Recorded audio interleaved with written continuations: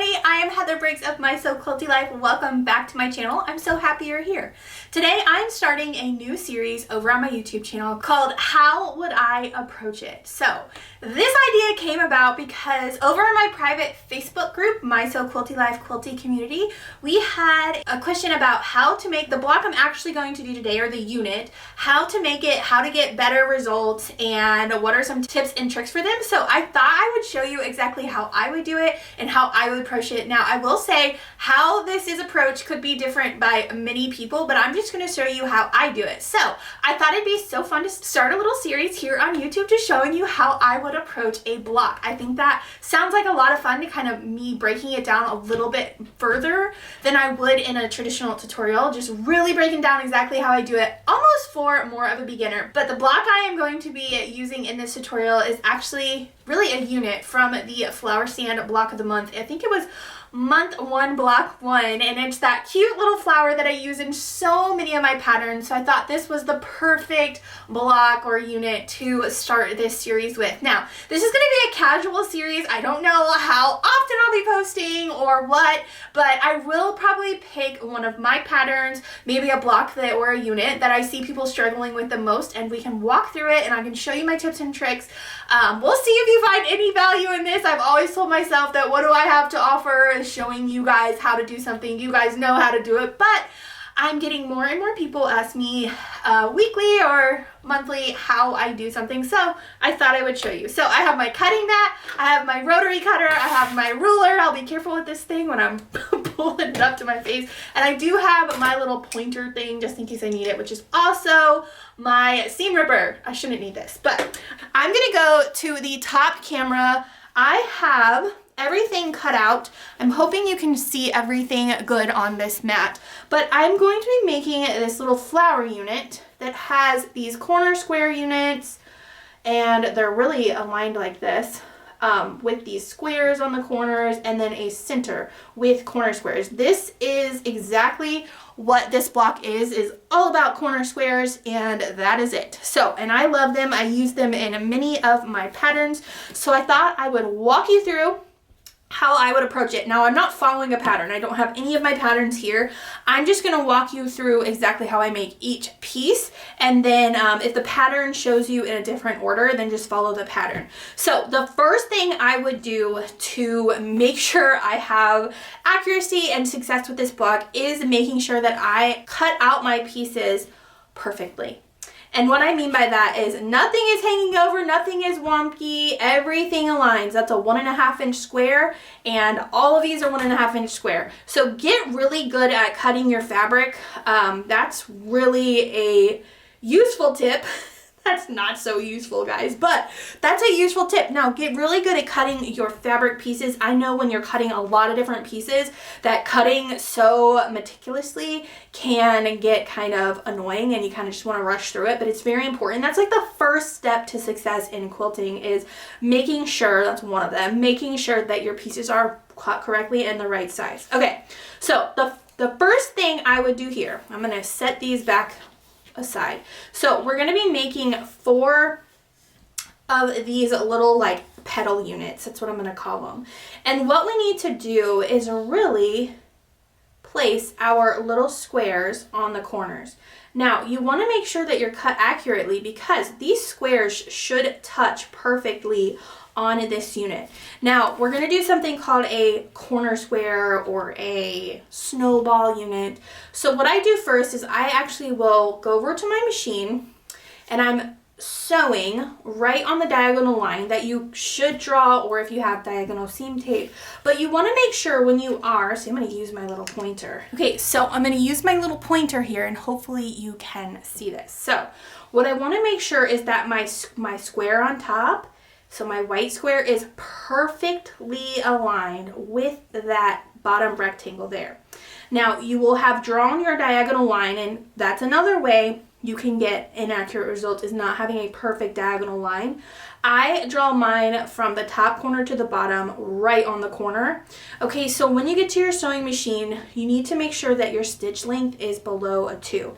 That's really what works for pieces that are so small like this, that means you're going to get many stitches along this seam versus not as many by using a larger stitch length. So what I do first on all 4 of these is I make sure these are aligned. When you get to your machine, it is so easy to get this little square crooked when you get up there.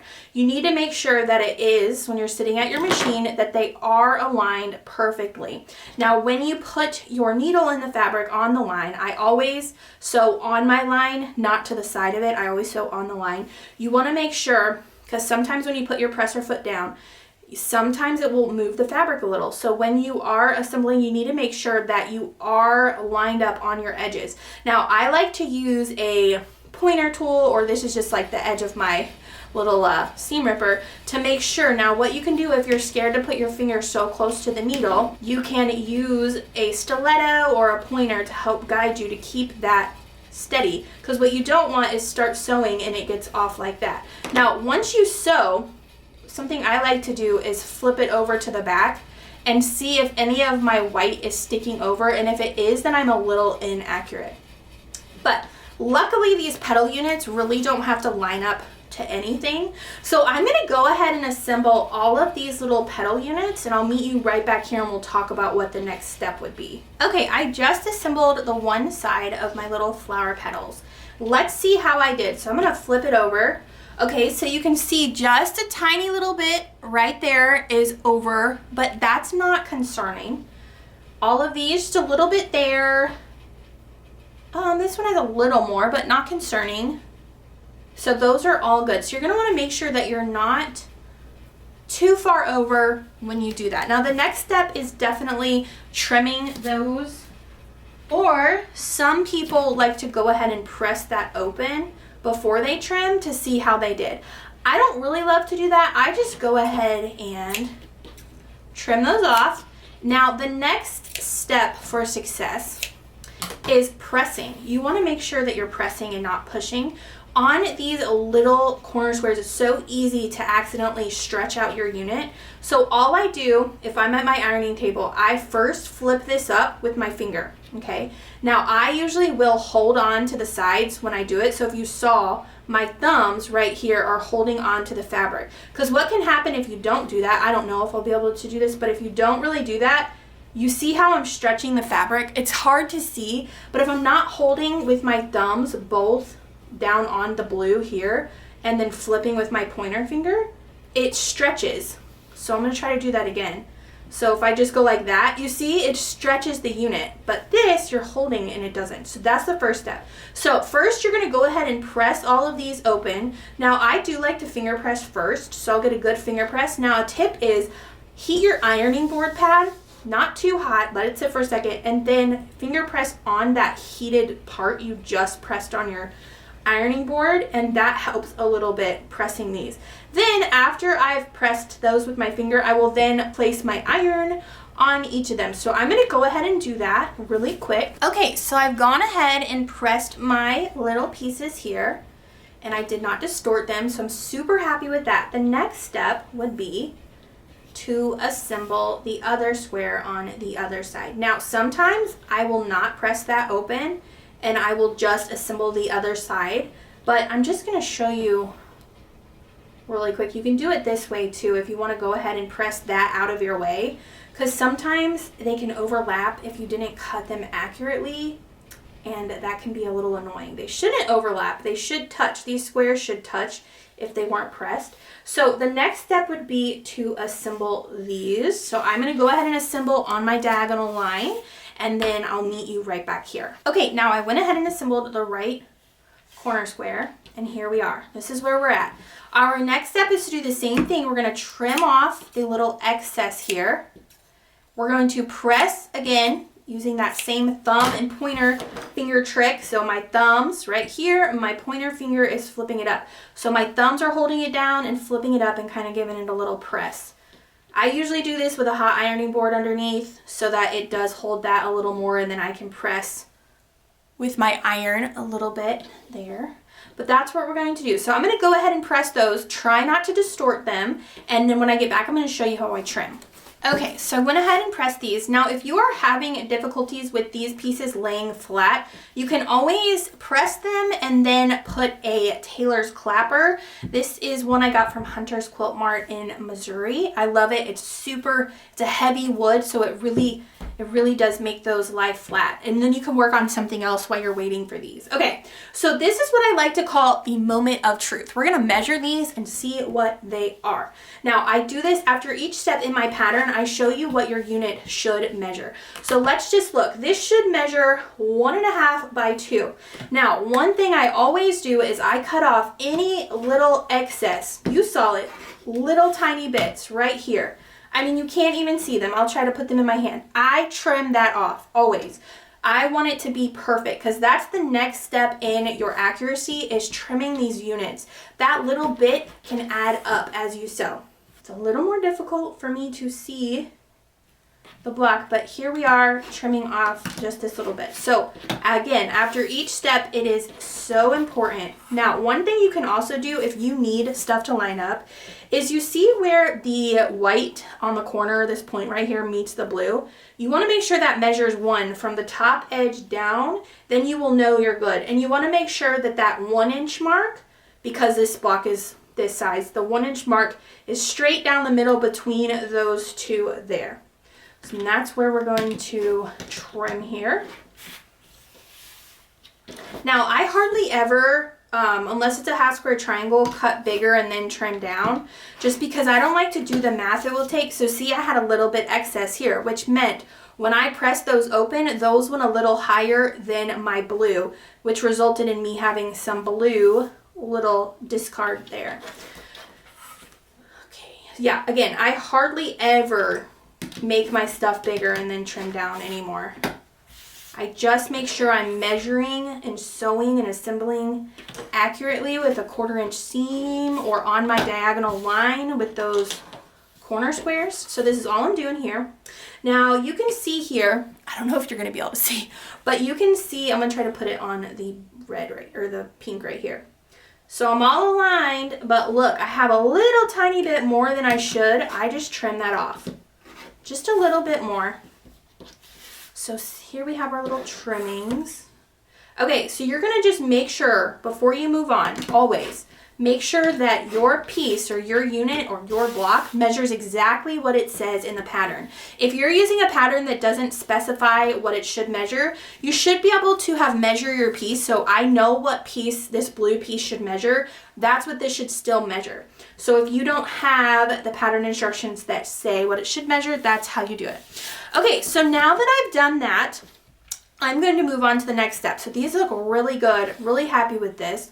I'm going to make our center here. So it's the exact same we just did. We're just using a square now in different colors.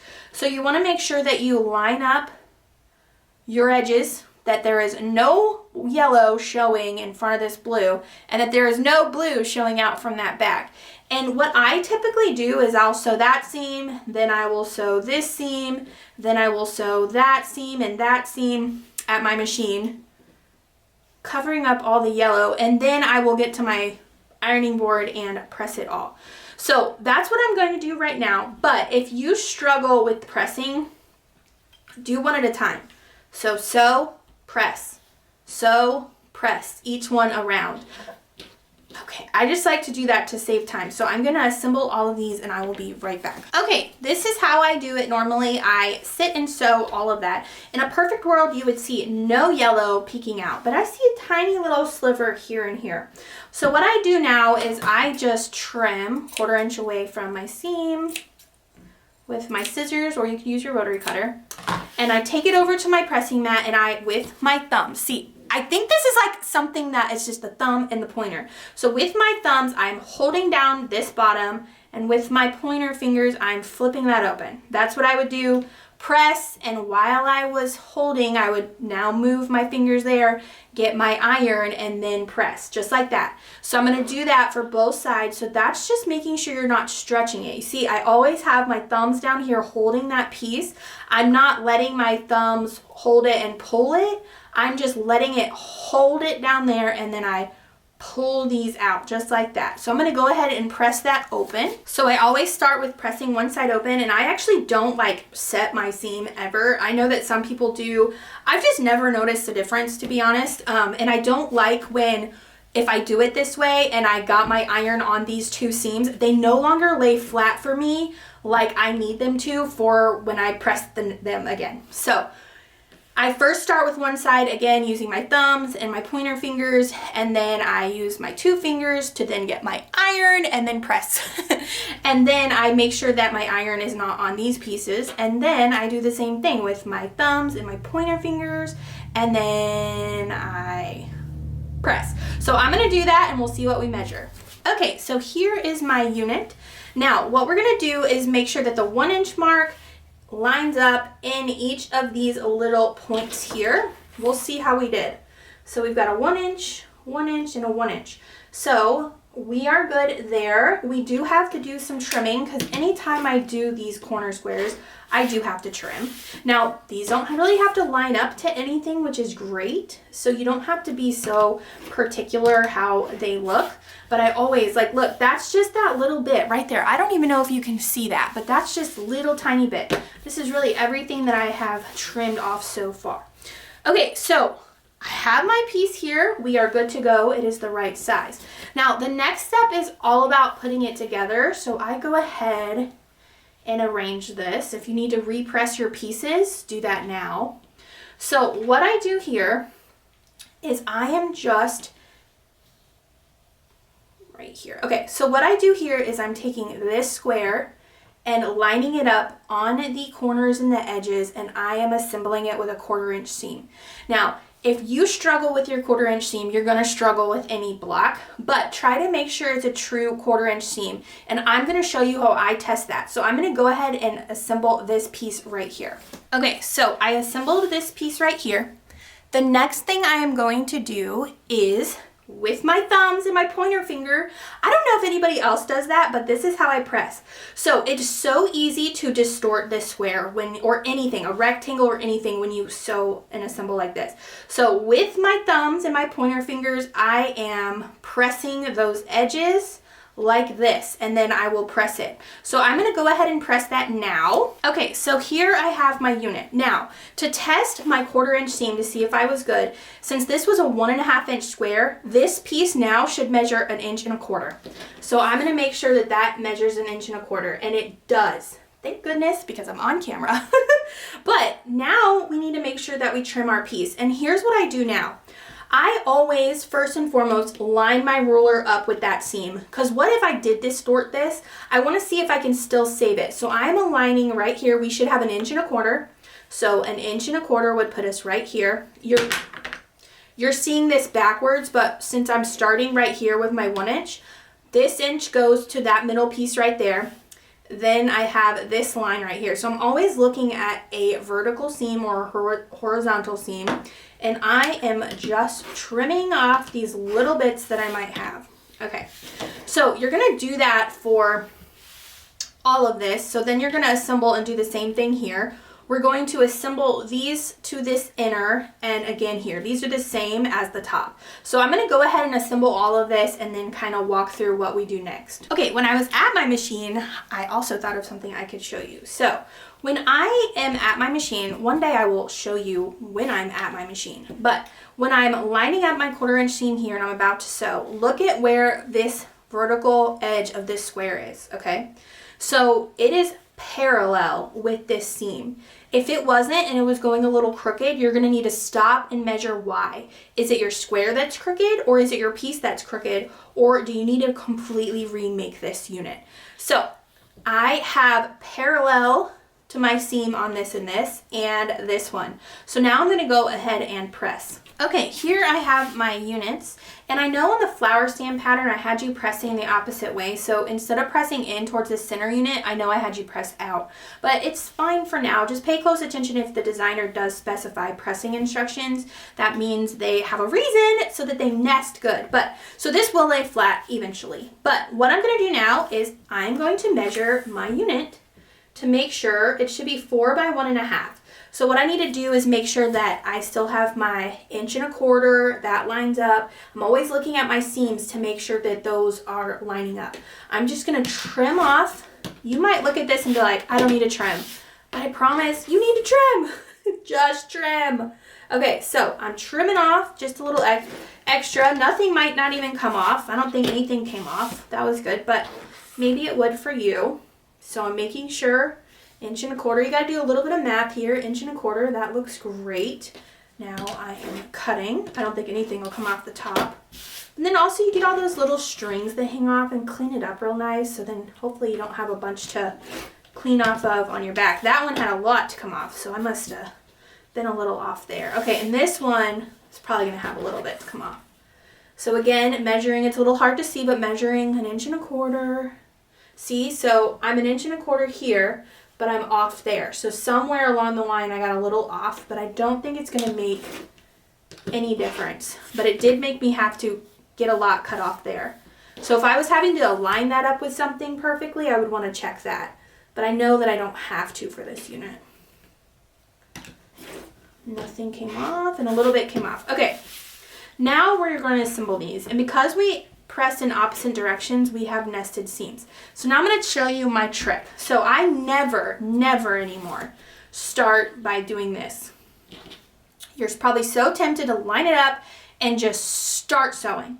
I never do that. I first line up one seam that I know has to be lined up, which is this guy here. So if you're looking, this seam needs to line up right there. So I take that over to my machine. You can pin it, but I usually don't on small blocks just because it's a little easier. I kind of push because it should be locked in because the nested seam, and I will sew just about 5 or 6 stitches, just a little bit right there, and then I will look. Then I will come to this side and push and pull, not really push and pull, but kind of get that seam locked in. I don't sew anything else. I only have that little bit right there sewn. And then I do the same here with 5 or 6 stitches. So I'm going to do that, and I'm going to show you what it looks like. Okay, so here is what it looked like. I just assembled here and here, so I can stick my finger through there, and these are not assembled. Just be careful, don't rip them apart. So I only do that because in a perfect world, this probably would have worked, but I could lay out those pieces and just start sewing from the top to the bottom, assembling this. But back in the day, it used to shift on me, and I'd be like, oh, why? So finally, I think Kimberly Jolly mentioned it one time that she just sews over those seams because I want to make sure if anything else, that those seams are good. So what I do is I just sew the little bit there, and then I pop it open to look. And why I do that, if it's off, if some reason I'm off, I'm just picking out 5 or 6 stitches to do it again and not the whole seam. So I take a peek. Let's see how I did. Did I do okay? I think I did pretty good. Okay, so if I'm happy with that, then I will start from the top going down. Now, if I had a little bit of pucker right here, I would get to my sewing machine and I would try to stretch that out as much as I can. And then if I'm like overlapped, like not enough right here, so you can see like if I was needing to pull that down, I would try to pull that top piece down a little bit. Not so much that you're stretching it to create more puckering, but just trying to get that. Sometimes when you press something, maybe you didn't press it good enough, and you can actually kind of pull on it just ever so slightly, and you can kind of see, oh, that kind of grows a little bit. So that's what I do. So I'm going to go ahead and assemble over those stitches to lock those in and complete my seam, and I'm going to do it the same thing to the other side. Okay, so I just assembled that and I pressed that out. Now you can press it open and then put a clapper on it, but I'm just going to press it out for this tutorial. Now I want to show you how I press this side. So with my thumbs and with my fingers this time, I am at the same time opening it up. So I'm not with my iron pushing and pulling. I am opening it up with my fingers and kind of finger pressing it first. That's so that each side is even, because if you notice sometimes when you sew a rectangle, this side kind of goes up a little bit. That's because you are stretching your fabric, and this all needs to pop up at the same times. Okay, I'm gonna go ahead and press that and we'll see where we're at. Okay, I'm so happy with those seams. They all nest there perfectly. I love that. Okay, so this isn't really meant to lay flat. It probably won't lay flat unless I keep it under a clapper for a couple minutes or a couple hours, but I do want to measure where we are now. So we got some little threads here. You see we got some little bits of stuff that we need to trim off. Remember, we trim off. So what we're doing here is we're finding the 1.5 right here, and we're making sure this is a 1.5 inch square to that seam. We're good. Oh, we're good. We're pretty good. Oh, this needs to come up just a little bit. So you can see I'm a little off, like a 1/16 of an inch off up there. And you know what? That doesn't bother me. If it was more than a 1/16 of an inch, it would bother me. But it does not bother me. It must have happened when I assembled this part right here. I must have gotten a little off on my 1/4 inch seam, and I might have went a little more in, and that's okay. I just want to make sure, you know, honestly, hardly any of my blocks actually measure what they should. They're always maybe a 1/16 or something, and that's probably because my 1/4 inch seam. I use diagonal seam tape, and I have to change it regularly, and I'm pretty sure that I probably never put it back in the same spot. Okay, so here is what your little flower unit should look like. It should look exactly like this. I hope this helps you, me talking kind of how I would do it and showing you where I sew to match seams up and whatnot. I hope you find this helpful. Okay, so I made this cute little flower unit. It is so darling. Once you do sew it into a block, it will lay flat, but right now, unless I put a clapper on it, it's probably not going to lay flat. But for the most part, it does kind of lay flat, but this is what it looks like. So I hope this helps you if you do struggle, especially with working with small pieces. This is what this video series is going to really help you with, as well as if you're a beginner quilter, kind of those little tips that you kind of need to know to get accuracy. It's almost like, I used to call it like I was cheating or something, but that's really not it because I'm still making the block, but it's just kind of like these things that I know to do to get my accuracy, whereas if I don't do them, my blocks are not going to be as accurate. But this is what it should look like. I hope you enjoy this series. I can't wait to bring you another video. So if you have any suggestions for blocks or units that maybe are in my patterns, I'll probably stick to something that's my patterns or something that's free of mine to go over. If you have any suggestions for another or upcoming video, please let me know. But don't forget to like, share, and subscribe, and comment below if you enjoyed watching this tutorial and if you made this cute little flower unit. All right, I'll see you next time. Bye, guys.